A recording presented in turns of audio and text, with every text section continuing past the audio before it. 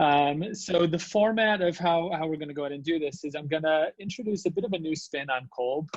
For those of you, I think all of you know, Kolb has shaped my way of thinking, both professionally and personally, and just how experiences really influence who we are and what we do.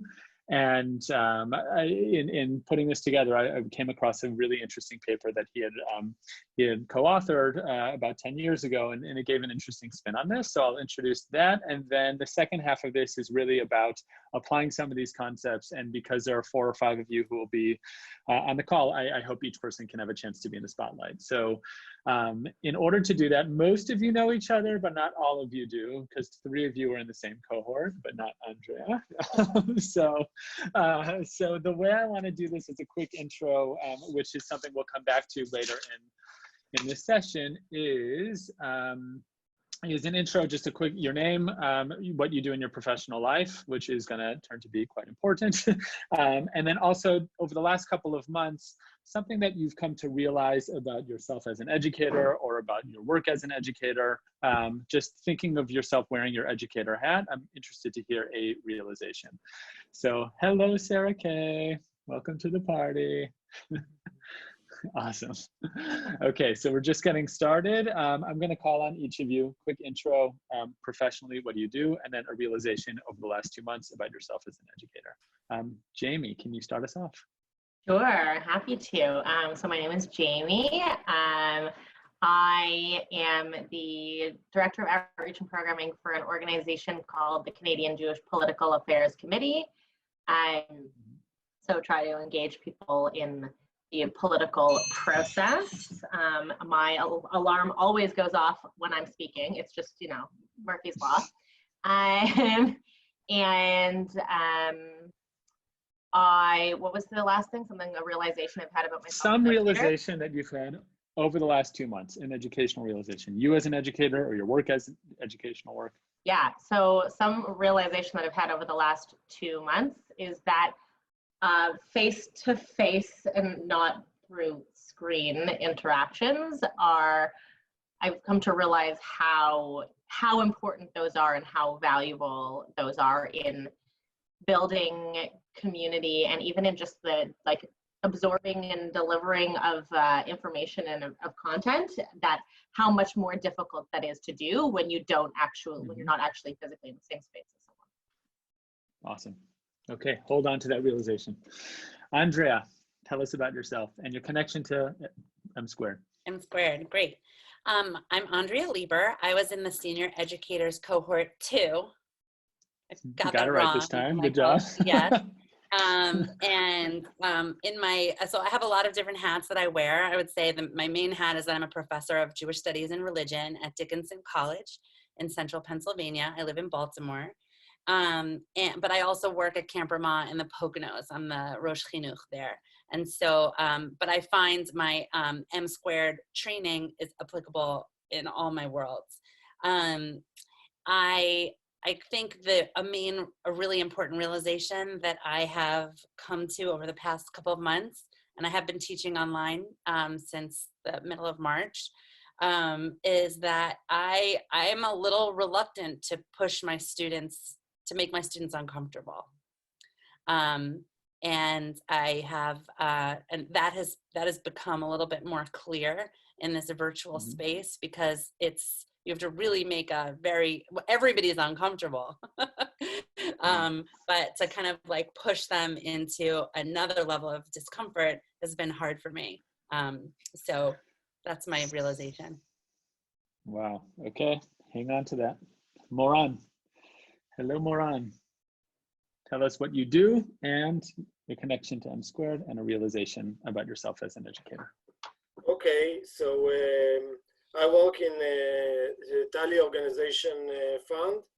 I work as a manager of Experiential Education, and I'm not working now. I'm at relief with a little bit pay from the government. I also develop workshops that deals with holidays and how you call it. It's like how you how you create growth out of holiday. My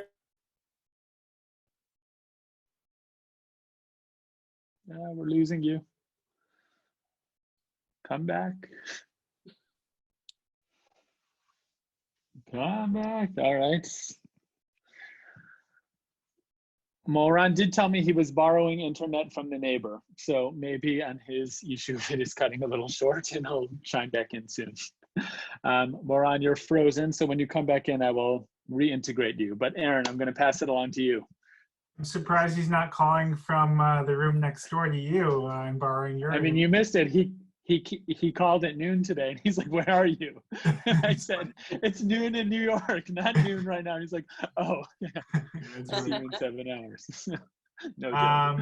Okay, hi everyone. My name is Aaron Jacobs. I'm calling in from Los Angeles, and I run the Diller Teen Fellows cohort in LA. Diller is a global program, and I'm just one of 32 coordinators from all around the world that works with a set of Jewish teens to take on a leadership, Jewish identity, and Tikkun Olam exploration over the course of a year.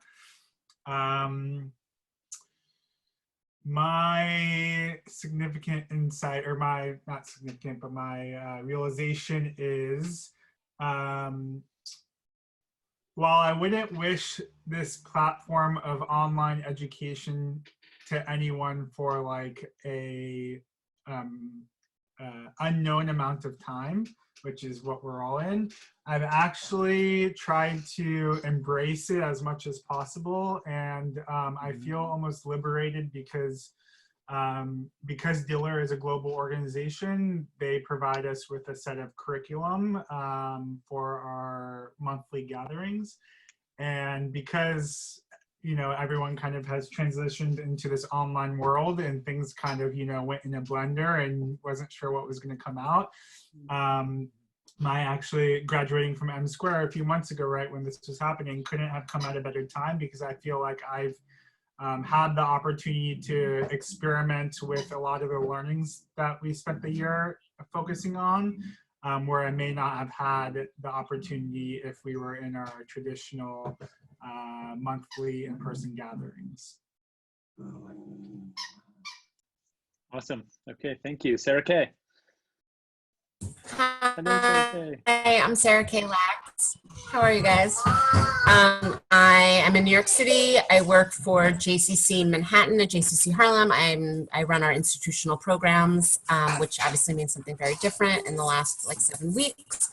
The thing, I think my major learning has just been that because intimacy is so challenging in this way, in the virtual platform, that active listening as a facilitator becomes paramount, just to show the person that you're connecting with words that they're saying and that they're landing somewhere, and then kind of bridging it back out to the rest of the people in the room. Awesome. Very cool. Thank you. And here is Nava coming to say goodnight. Okay, good night. Ow. Go to sleep. All right. You can close the door, please. Okay. Thank you. So, awesome. One of my realizations has been something we've been toying around with for a while, or wanting to actually play with, and that is alumni engagement. And I've had so many questions about cross cohorts, and there's so much particularism within each cohort, and culture, and what does it look like, and what's at stake, and what do we risk, what do we gain by mixing things together. And one of my most, I think, poignant insights has been this is unbelievable. There is an alumni network that's here that can be cultivated. We're trying it out on screen, and I can't wait to see what happens beyond. So as each of us have a learning in mind, it doesn't have to be our core one we hold on to for this session, but it's important to be able to anchor our experience we've had in one unique piece of experience, so that we can try and test it out as we move forward. So this session, or the next 45 minutes or so, is really focused on opportunities for active experimentation. Now, that's total jargon for anyone who doesn't know Kolb or M squared, but I think to the four of you, you get this, right? Active experimentation is the last stage, and it's the stage that is unfortunately, in my opinion, often overlooked as it has its space in the cycle, meaning it's usually, it takes a place as you've learned something, so go and use it, but as an informed experimentation of what did you learn and why did you learn it, and like, are you really aware of what you think you learned, and do you know to intentionally put that to the test? That's a very, that's a constructive process that is not simple, and you need to be meta aware of what's going on. So what we're going to do is go through the Kolb cycle in a bit of a different spin, from a different perspective than before, and aim to get to this place of active experimentation to put learnings to the test. The source of this is a paper from 2011 from Kolb and Yeganef, who's also affiliated with Case Western Reserve University, and it's about deliberate experiential learning. It's the name of the paper, and I just, the art of learning from experience, it is an art, and it's not purely scientific in structure, but there's a lot of how do we see ourselves in there and make it our own, as an artist would. So one of the main influencers, not only of Kolb, but of anyone who works in experiential education, progressive education, informal, whatever you want to call it, is obviously John Dewey, going back over 100 years to this really interesting quote, which is so rich and deep, linking past experience to subsequent experience. So Andrea, can I ask you to read that top quote for the group? Sure thing.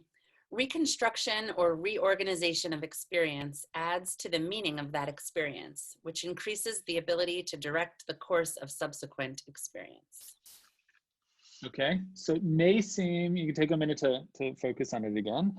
It may seem obvious that, like, all right, our past experience will help us direct the course of subsequent experience, but the verbs that he uses here, like the language, you need to reconstruct something, you need to reorganize what happened in that experience. And by doing so, it actually adds to the meaning of that experience. So it wasn't bereft of meaning before, but by actively reconstructing and reorganize something, I'm now getting additional insight that I may have glanced over or not given as much attention to, but saying, oh, I was feeling that way, or that did happen, or I was so excited by that. And this is what I've learned. I start getting new insights, and that increases my ability. There's a direct correlation here in the way Dewey is speaking, a correlation between my new meaning and how my subsequent experience, my next experience, my quote unquote active experimentation is going to look. So I find it fascinating. He argues in just like a couple of in one sentence, it's necessary to reflect on experience, to draw out the meaning in it, and then use that meaning as a guide in future experiences. Literally the Kolb cycle in a kind of narrative form over here. So I want to pose the following question, which is focusing on that bottom part of the screen. What does it look like to use a meaning as a guide? Like what does that actually look like in practice? You know, it's nice theoretically to say, oh, I need to take that meaning and it can guide my experience. But what does that actually, what shape does that take? Describe, like what's an experience that could look like? I'll keep that open.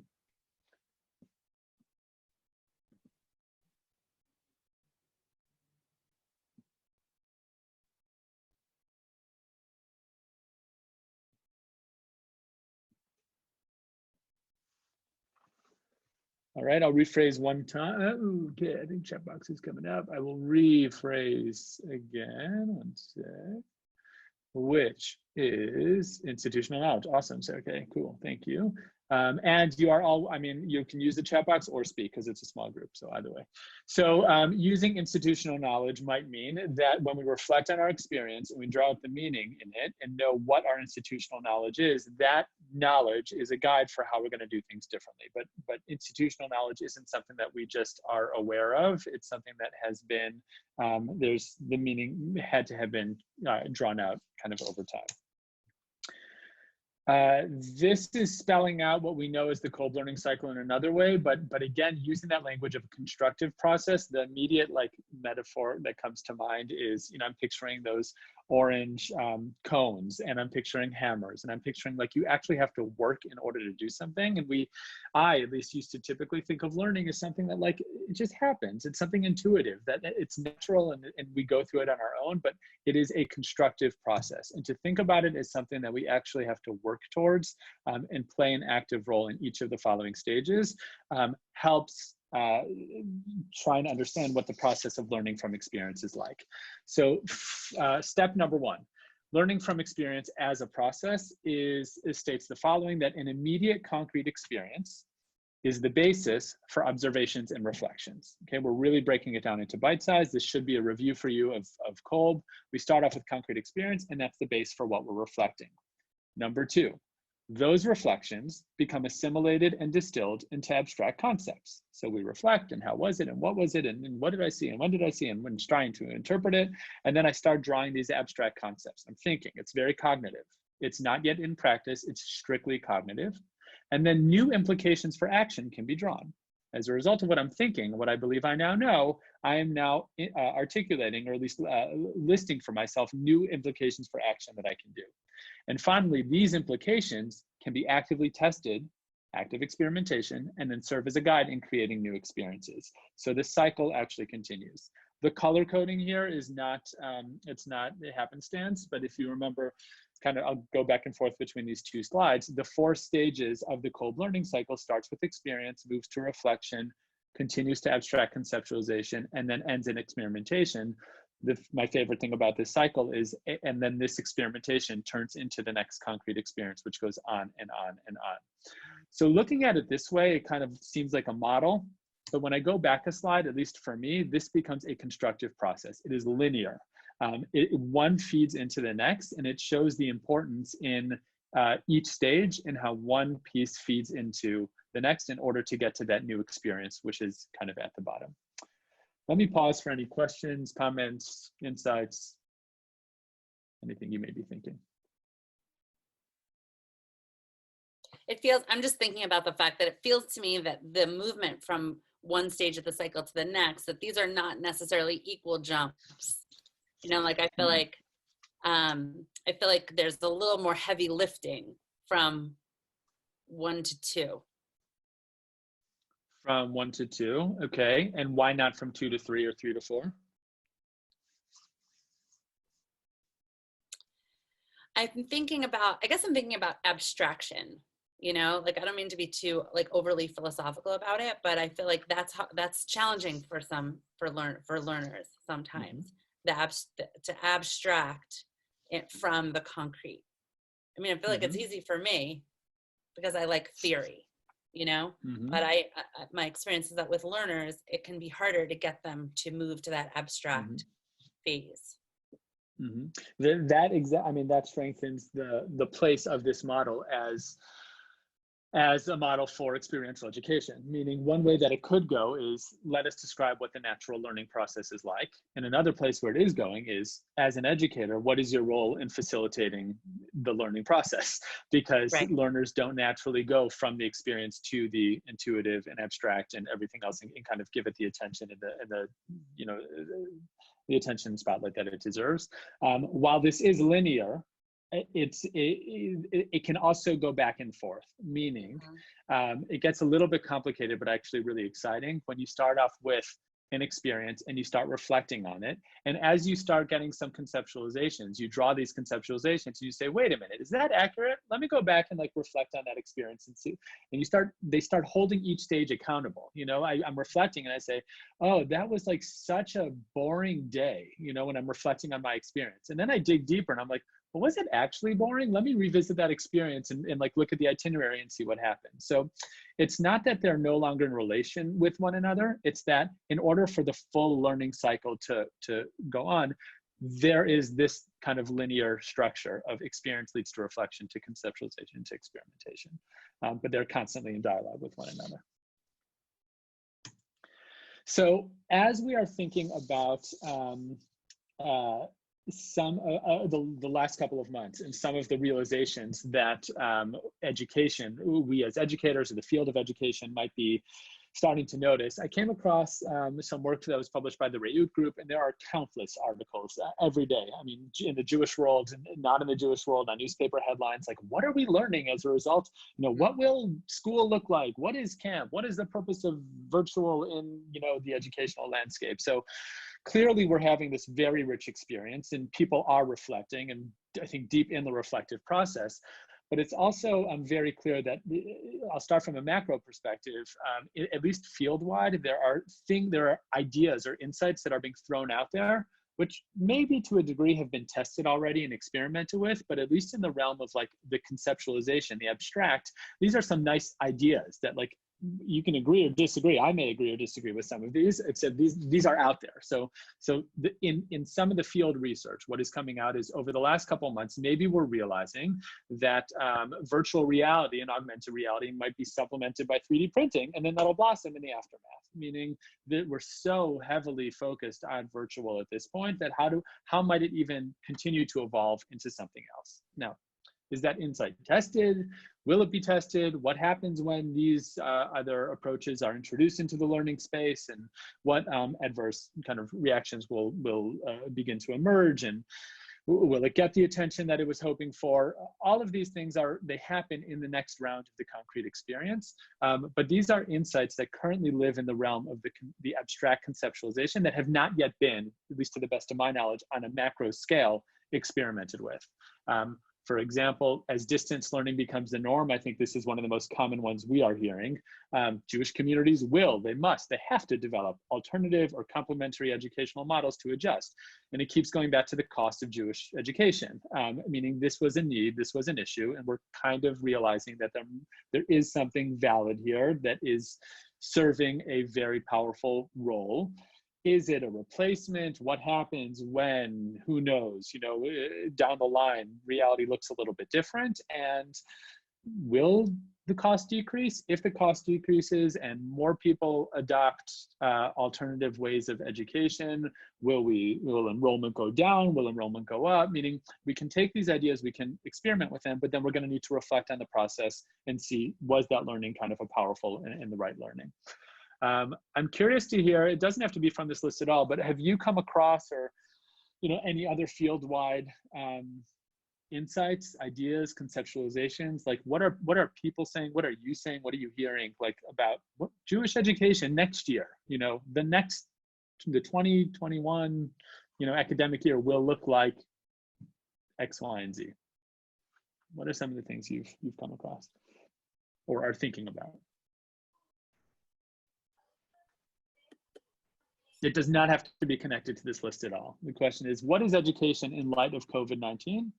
Jewish education, what's it going to be?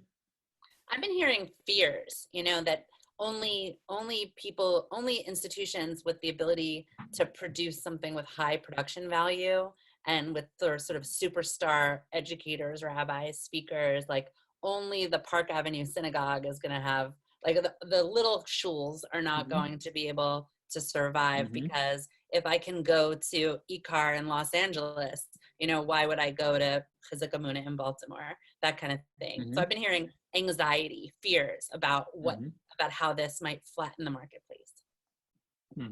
So that may be as a result of the current experience. There are some people who seem to be surviving or even thriving in this time, and others who are overshadowed. And somebody's reflection on that might be, oh my gosh, what does this mean for us small? What do we have a place? Are we? And the conceptualizations might be, what would it look like, if we were to merge, if we were to be swallowed up, if we were to create a consortium of something? Do we have a place? Does it cause us to diversify our mission, to make us stand apart?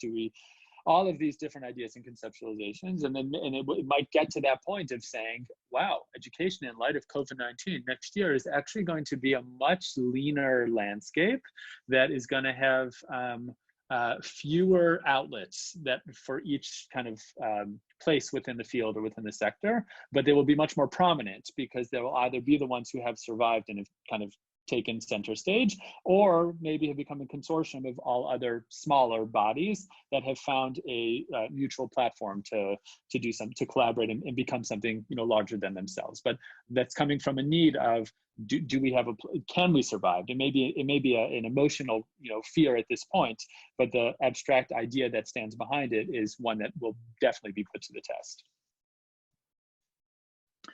And my hope is that, you know, over the next few minutes or so, while we are definitely aware of these theories that are happening field-wide in terms of what is the field or people in the field thinking about, you know, conceptually what this will be, I'm hoping that we can get to the, you know, something educator specific, which is what are each of us thinking about us as educators, our place in our own organizations, our role, forget our organizations, but serving as educators in our families, to our other constituents, whatever it may be, what we need to conceptualize learnings about what are our roles as educators today, and identify how we can put those learnings to the test. What I would love to see in some of these works that are being put out right now about the state of Jewish education down the line is, and how might we test that? Meaning I find that missing from a number of these articles is, this is what we've realized right now, and this is what we're projecting. But I would love to see, and therefore, even if we don't know what the world will look like in 6 months, one way we can put this to the test is to do X, Y, and Z and start thinking about how they may experiment with these learnings. So what I find really interesting about is kind of a shift in focus about Kolb is, until now, one of at least my main uses for the Kolb learning cycle was, how do we as educators facilitate the learning process in our learners? And this paper that most of this is kind of sourced from has us put on a totally different hat. And it's not how do I shift the focus from helping my learners extract learning from their experiences, but rather the person in focus here, or the subject in focus, is about us. And it's how do we as individuals learn about ourselves as educators, as professionals, as members of a broader field, and how do we begin to apply the different stages of the learning process on ourselves as opposed to facilitating it for somebody else. And it may seem like it's an easy switch to just say, okay, I'll sit in the hot seat and I'll make it about myself. It requires a completely different approach, mindset, and I think even skill set and even level of vulnerability. It's very easy to say as an educator, like, I'll put it on the learners and I'll ask them some questions and I'll have them reflect, and they need to own their experience, and I'll facilitate, but it's not mine. And all of a sudden here, when it's about us, like, this is about us. So the learnings become that much more real.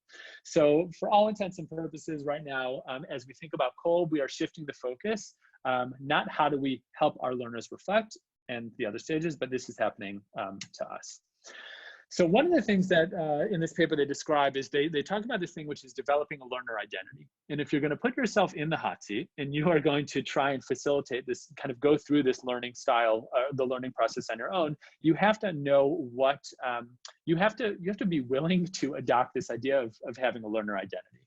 And number one, it starts off with a willingness. A key aspect of learning is a person's belief about themselves, particularly their views about their ability to learn. Like, are we each individually thinking, like, the reflections that I have are correct because they're my reflections and they are my insights, and what I've conceptualized right now is what I know and what I've learned, and therefore this is what I'm putting to the test, and there's a certain confidence that's driving everything.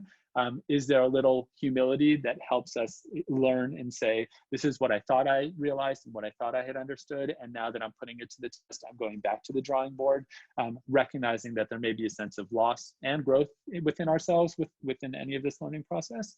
But at the extreme, what I love here is that if a person does not believe that they can learn, then they won't. And learning requires conscious attention, effort, and time on task.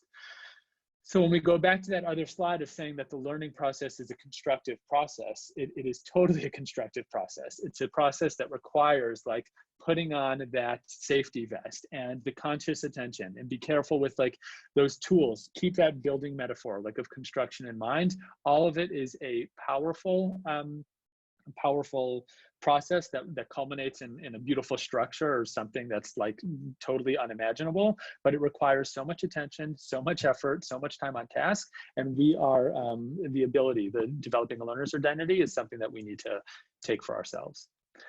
So how do we develop a capacity to learn? There are a number of things. The first two may seem quite obvious, but again, seeing them articulated here just only reinforces. The basic techniques of deliberate practice are useful for improving our ability to learn from experience. Remember, it's not our ability to facilitate others learning from experience, but our ability to learn from our own experience. Number one, Aaron, can I ask you to read what it says in number one?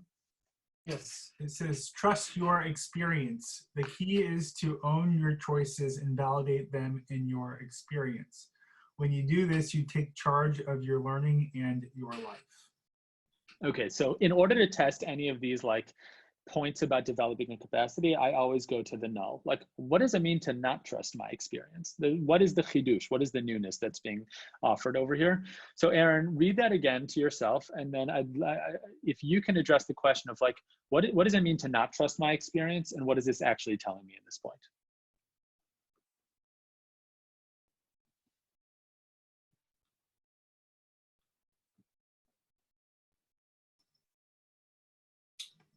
I mean, when I'm reading it, I'm thinking about like not overthinking and having confidence in my own takeaways from my own learning experiences. That usually I try to reflect when I'm putting together lesson plans for my learners. Mm-hmm. So putting yourself in the hot seat over there, it means that you have to be able to accept that what happened like was your experience and you're not delusional. Meaning, I think very often we drive ourselves crazy and we're like, well, maybe that was just my take, or like everyone else seemed to experience it in a certain way, but it's going with your gut and trusting your experience when we don't do it is to say, I thought it was like this, but I also read everybody else. And by reading everyone else, I'm drawing a different conclusion, and that's fine. Here it's saying, take your understanding of your experience central. You are taking charge of your learning, ultimately your life, because learning when you are the subject is your life. But the focus over here is you need to trust yourself. You need to trust your own experience. Number 2, Jamie, can I ask you to read Trust the Learning Process? Sure. Trust the learning process. Avoid an excessive focus on the outcomes of immediate performance and focus instead on the longer-term recursive process of learning by tracking your performance progress over time. Okay, so the key word that stands out over here is process, right? Why might I not trust the learning process? There's something here that's not, I need to trust the process. In trusting the process, Jamie, what do you see in this point? What's it telling us?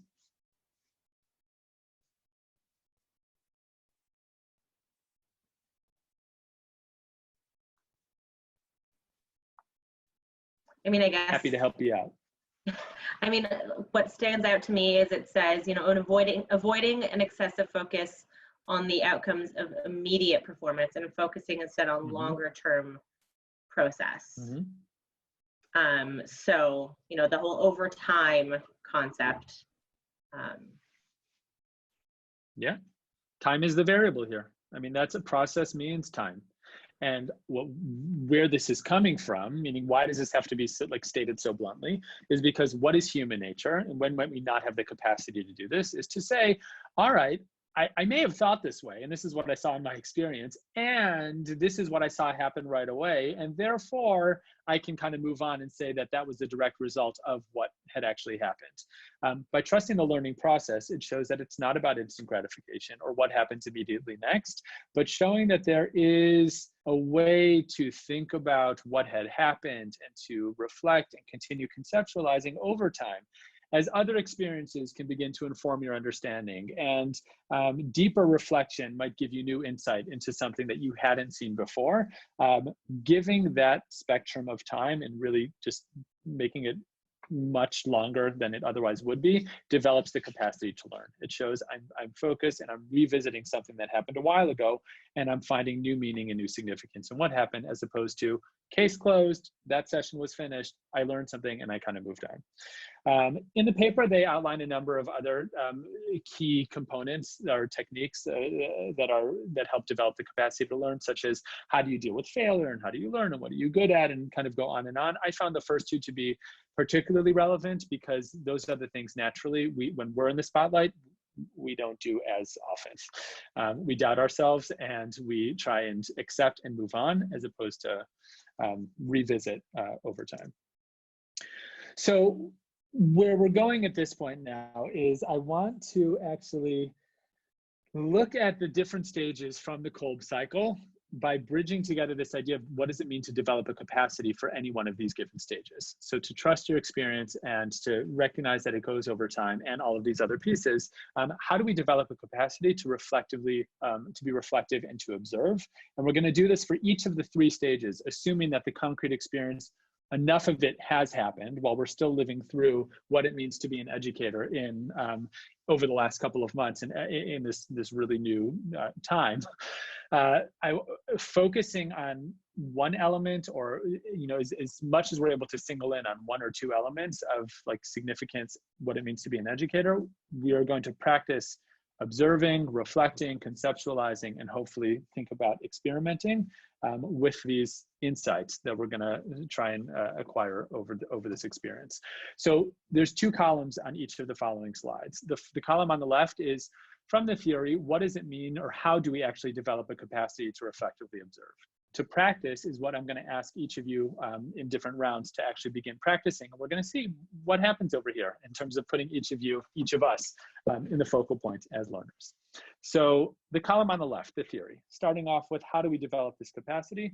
We need to become aware of times that we are impulsive, that maybe we wouldn't want to dwell on the reflection, but just quickly say, it was this, or this is what it was like, or kind of give it a quick interpretation. We want to suspend those thoughts and actions, maybe sit with them rather than acting upon them, and then hopefully get to a point that we can practice acceptance rather than judgment, meaning the initial reflection that we tend to have on an experience is stark and rash and kind of really loaded. And what this is asking us to do is to slow it down and give the right attention that it needs and try not to judge it right away impulsively, but give it the time it deserves. So using the insight that you started off with just as the focal point for now, but it can be replaced by anything at any point. Take a moment, each of you, to address the following questions that are on the right side. Recall the moment that you just named, that you experienced professionally in your role as an educator. And then describe what happened, and only afterwards offer an interpretation. Not why did it happen or what happened as a result, but what happened in that actual moment or that span of moments. And as a result of that, we can begin to claim the experience in its entirety as our own by removing blame and explanations, even if they're valid, but to start to own it and by reflecting and say, like, this is what happened. And this is what happened to me as an educator at that moment or over the course of this kind of experience. Take a minute and try and let those, it's really points 2 and 3, guide the way that you are reflecting on the insight that you came to as we started off. We'll take about a minute for this.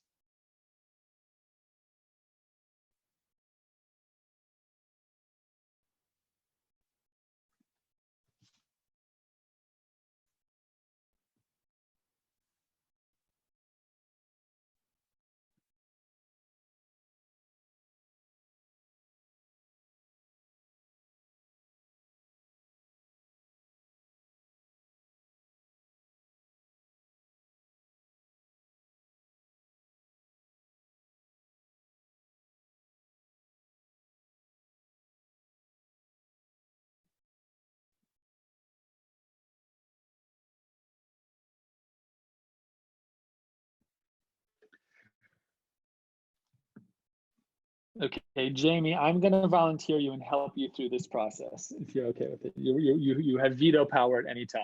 Anyone does. All right, so you remind us of your significant moment. You started off by talking about virtual learning, and tell us what it was. Yeah, and so the learning that I had mentioned at the beginning was just the fact that it's a lot more difficult than I had realized to connect and to educate virtually, and kind of when, expanding that into a moment. And one of the things that I had been thinking about to prepare for this call is I was thinking about one of the programs that we've been doing online.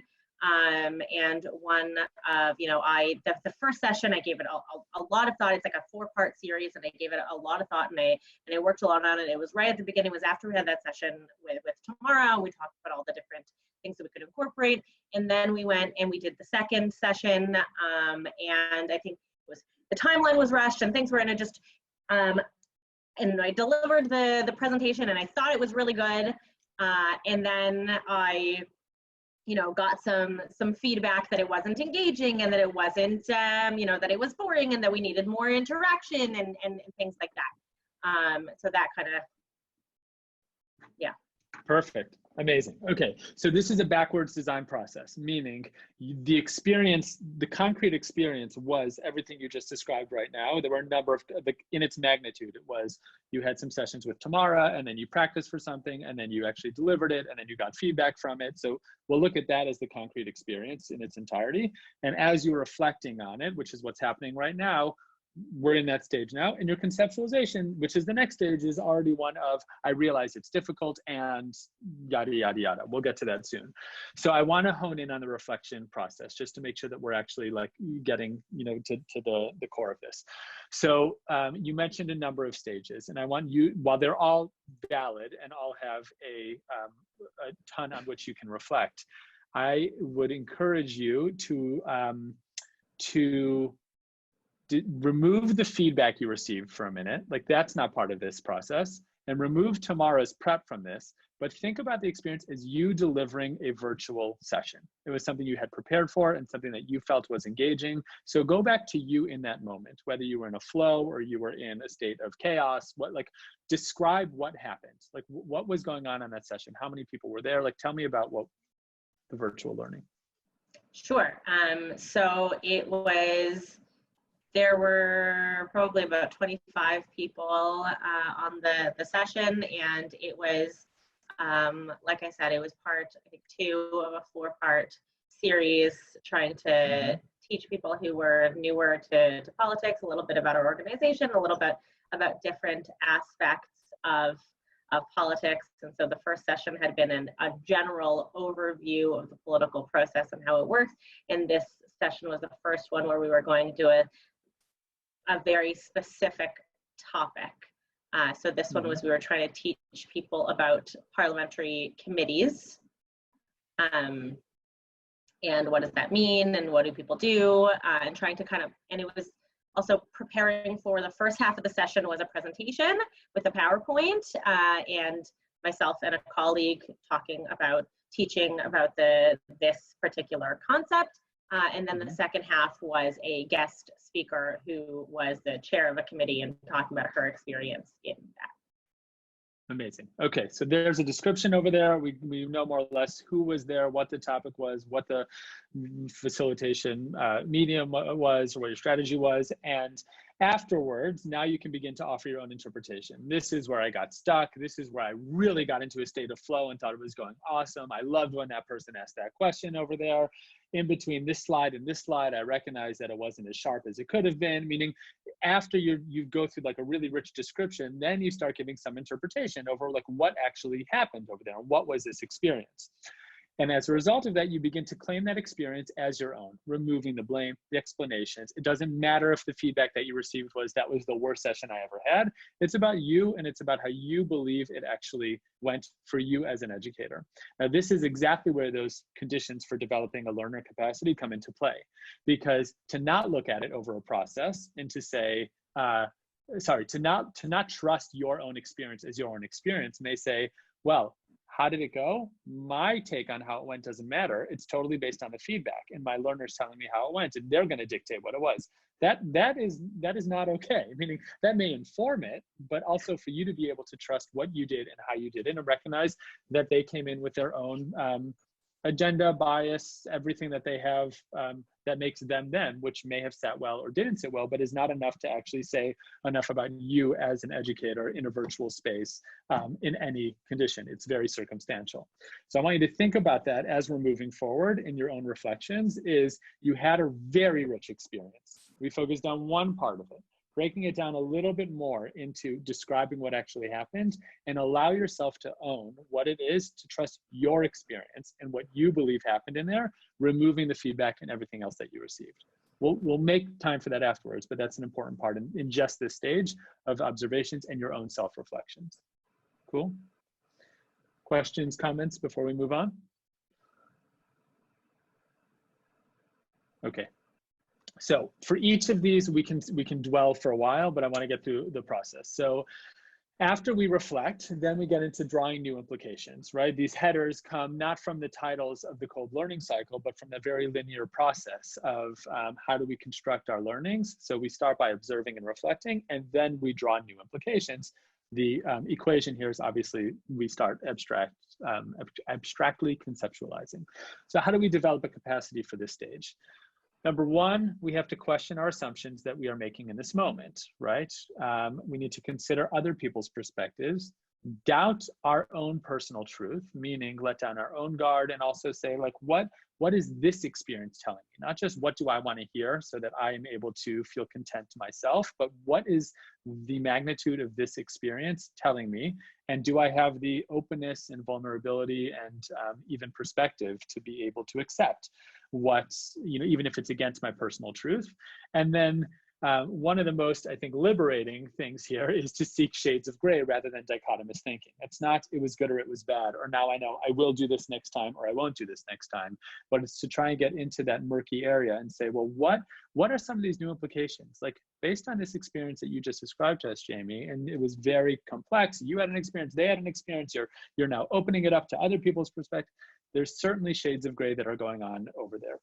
So I want to move on to the column about practice. Like, how do we practice developing a capacity for this? And then there's two ways to go about this. Either continue with you in the hot seat so we get a full case study, but I'm actually going to call upon other people to jump to them in this particular stage, and we'll see how this plays out so we can garner additional learnings.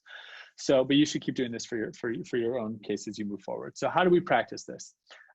What could this experience be telling me, even if it's counterintuitive to what I usually tell myself, right? Let me ask myself that question. How might other people interpret what happened? And what new realizations or insights am I acquiring? What am I starting to see differently? So in developing a capacity for me to be able to draw new implications about myself as an individual, as a learner, I'm reflecting on the experience, the concrete experience that I just had. And I need to start asking myself, based on those reflections, what am I hearing? Like, what is this amounting to over here, even if it's different from what I usually tell myself? So Sarah Kay, can I put you in the spotlight for a minute?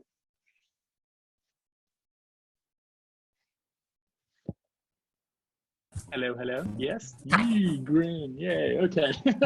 We're gonna do this together. Awesome, unless your screen just froze.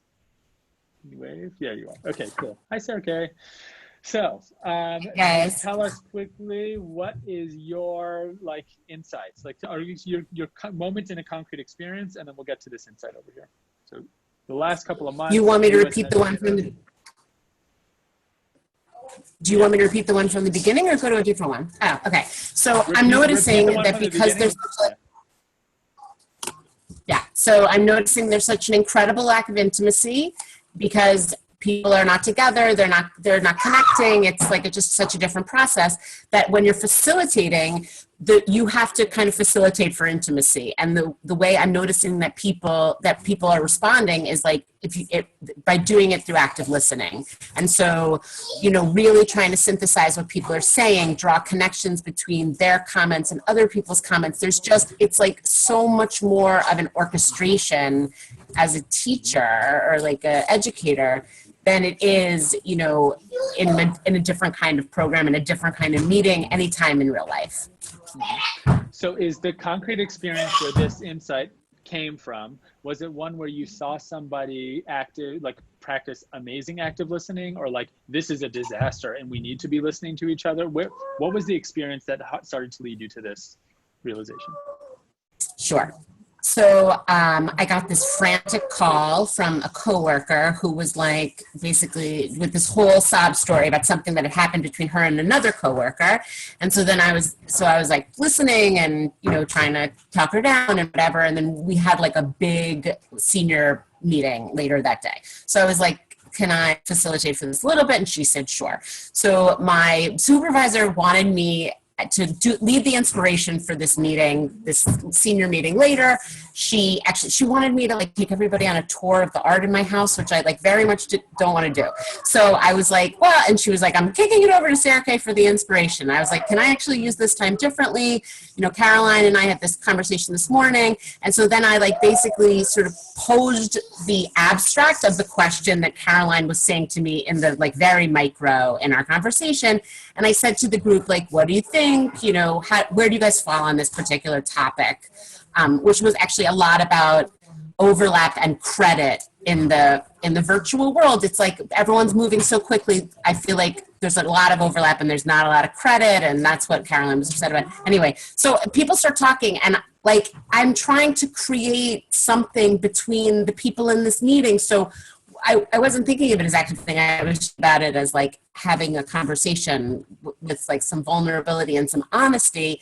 But then after the meeting, the amount of like feedback I got, and the people kept writing and saying like, oh, that was all of these things took place. And I was trying to think like, what was it? What was happening for people that they had such an intense, like visceral reaction to it? And I realized like it was just the way it was facilitated. It was not content driven.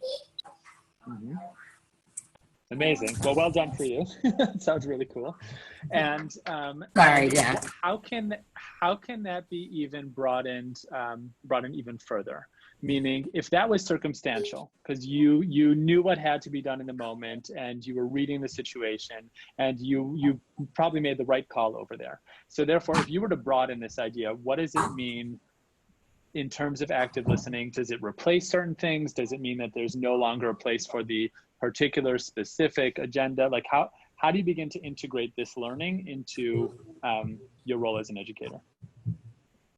Great question. My instinct when I hear you ask this is that that content might have to be dialed down some percentage amount, like 15%, because you know that like pedagogy and framing becomes that much more important for people. So if you sort of know that you're going to have to respond more to each individual learner or each individual person who raises their hand or whatever, once you know that becomes larger, then I assume that means that content, not like sort of like across the board, but that you need to take out like some measure of content. Mm-hmm. Fascinating. And even like the language that you're using of like, oh, I would have thought and what I assume, and maybe it's showing that point number one, even if it's counterintuitive to what I usually tell myself, like that the process that you are like literally like using the language for it is to say, I thought of something and I'm trying to integrate it. And I'm wondering, is it like I had an assumption going into this, the place that content had was something else, but am I open to actually accepting that this experience has taught me something that might shift how I perceive the relationship between content and process in a totally different way? Again, this whole thing is a natural, intuitive process, but to name it and to say, I need to start thinking, what about this is counterintuitive? What am I actually beginning to put to the test, willing to put aside? What is the cost? What is the benefit? And how might other people see what happens? These are some of the questions, of which there are many, many more, but that can help draw implications that are sound implications that you will then have clarity over. I don't just feel like, and I didn't hear you say this, but an interpretation could be, we always need to make space for active listening. Like that's a general insight. And now to get more specific about what that can look like in your practice is in every educational experience, active listening needs to play a prominent role. And for every X percentage of content, we need to make space for X percentage of sharing and all of that stuff. And it starts making the learning that much more specific so that it can be applied in an actual setting. Questions, comments? Yes, two, sorry. One is that, I mean, I constantly think about the way M Squared talks about risk and safety and stakes. And I think also this is about raising the stakes a little bit because it makes participation matter, and it means that also what you as an educator are doing matter. You have to be paying really close attention. You can't just be like, wait, what's my next slide or whatever, because the stakes are high. You're looking at each other basically through the screen. So it's one thing that comes to mind. And then the other thing is a clarification for you, Kiva, is that it seemed like the last slide that you showed us was like, trust yourself, you know, trust yourself that the experience that you witnessed had value and you saw it correctly. You're not crazy. And then this slide is like the opposite, sort of. Like this slide is like, maybe you were crazy. What does it mean? What would it mean if you were crazy? Is that right? This, I see it as you have to trust yourself first before you can welcome any other perspective. Meaning what we don't do in the conditions for learning is we don't trust ourselves in the experience, and we immediately go to these precursors over here, considering other people and doubting ourselves. And we need to get enough, it might be confidence, it might be perspective, it might be gravitas, like what did we do? And we're able to doubt ourselves as well, but for us to tell ourselves that, as opposed to hearing it from outsiders. And then after we've done that, then we need to develop a capacity to broaden and to say, well, how does this resonate with the bigger picture and with others as well? So I do see them as two totally different subjects informing, but that first one needs to be yourself. And what you said, Sarah Kay, about the risk is definitely much higher, and the stakes are much higher because it's about you. Like this is about you and your learning. It's about us, like each individual sitting in the hot seat saying, what did I learn about myself or about myself as an educator based on what it is that I've actually experienced over there. So the more it becomes about you and less about a situation, it becomes that much more heated, I would say, real. Right. All right. And there's an oscillation. Sorry. No, you go ahead, sir. No, It just seems like there's this constant oscillation in this process between humility and pride, like between ego and humility. Like you're trying to believe in what you're saying. You're trying to like, you know, have confidence, have gravitas, whatever. And on the other hand, you're trying to have the humility required in learning and experimenting. Sure. I don't know. It's to reflect doesn't mean to accept everything as perfect. It means to accept everything as it was. And if it means that it needed improvement, to be able to own that. And if it means that you felt that something in it really worked for you, then it's to own it as well. I know that Aaron had to hop off to another call, and we're going to end in just 2 minutes or so. So the final stage in this is active testing. So developing a capacity for abstract experimentation is, once we've got these really rich conceptualizations and we've got these insights and we know, we really believe, like we know what it is that we've learned, how do we put that to the test? So we need to think of thoughts and behaviors that we admire in other people in a given situation and practice them. So to think like, how would someone else who like is really awesome, what would they do like this? And what this does is it affords us opportunities. Like it shows this is what it could look like because I've seen someone else do it similar or whatever, and let me put myself, it gives a shape and like something real to it. Practice novel questioning, shifting the conversation between asking questions that generate possibilities. Meaning what usually happens in this stage is, or after conceptualizations, is we say, we've got all these great ideas, but okay, so the next time I go to that exact same experience, I'll test it out. And what we're trying to do here is actually broaden opportunities for testing. In typical Kolb fashion, how I usually teach it is to say, the broader it goes and the more removed it can be from your audience and from your space and for your context, the richer the learning is. And here what I'm trying to say is kind of the opposite. It's kind of the more anchored your active experimentation can be in you as an educator.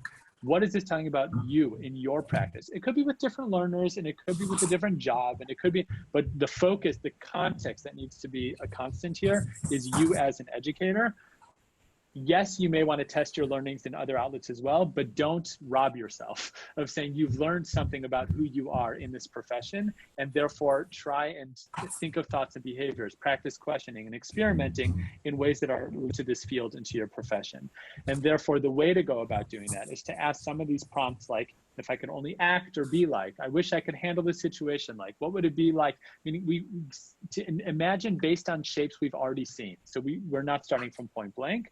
And our classic Imagineering questions that open up possibilities, should I, could I, so, what if, next time, now I will, therefore. These are all prompts that trigger action and experimentation after we've brought in the possibilities and have imagined. And then the way to test it out is to actually role play and simulate and challenge and set a goal. And there's so many different opportunities over here. But, you know, Sarah Kay, taking your example, and with this we'll wrap up, if you were to try and identify an outlet where active listening might not have been prominent in your educational practice, and to challenge yourself and say, what if I, or should I, or might I actually do not just active listening, but get specific in the type of questioning and what you're giving up as a result and the way you're structuring it, and like really give a shape to what it looks like to do this. And then begin holding yourself accountable and say, okay, next time I will do this. And now I'm going to do this. And therefore, this is where it's our learning. So the stakes are about us. If we don't do it, it doesn't happen. And then you actually begin to set a goal. Then you say, I'm going to aim to do this and put my learning to the test. And if we had more time, I would open it up to much more reflections. And I feel like I robbed you all of a few, really powerful minutes over here, so I'm sorry. But the opening slide of this, which is putting your learnings to the test, the process of actually putting them is, number one, identifying what those learnings are. And we have to go through the Kolb process, but it's a completely different perspective of that process when it's about us and it's not about us facilitating it. I'm going to send you all these slides because I think these slides have very action-oriented steps. And you all know me well enough to know I would love to be included as you are thinking about how you can apply your learnings. Questions, ideas, accomplishments, failures, like let me know, and I'd be happy to just continue this conversation. So with that, I want to thank you all, and it's so good to see you all. All right. Thank you, Kiva. Thank you. Thanks, Kiva. Bye, Moran. Bye, Sarah. Bye, Jamie. Bye. Bye, Andrea. All right. See you later. Bye-bye. Bye, thanks.